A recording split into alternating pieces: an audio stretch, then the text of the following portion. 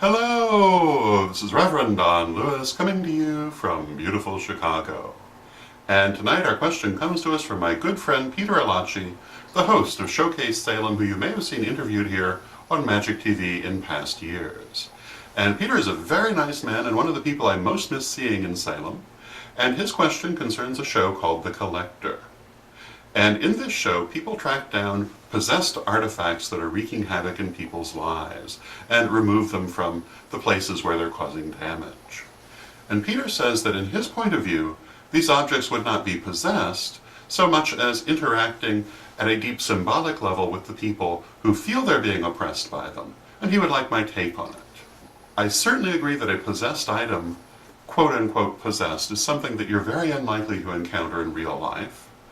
And particularly in the sense that the term possession implies an external intelligence exerting some sort of force.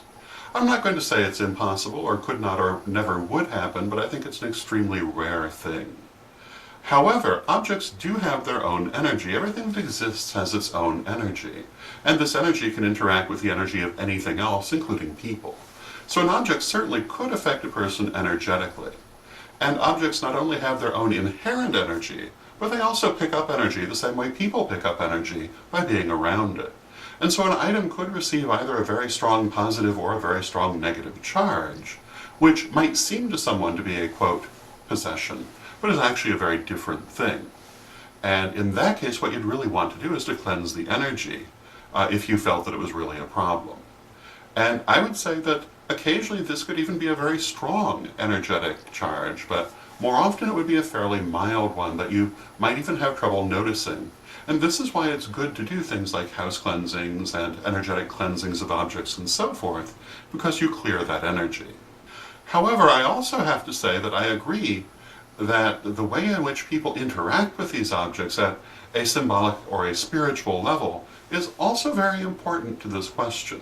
And I think that very often our attitude toward a given object, whether one of veneration or one of fear, will magnify our perception of its effects in our lives.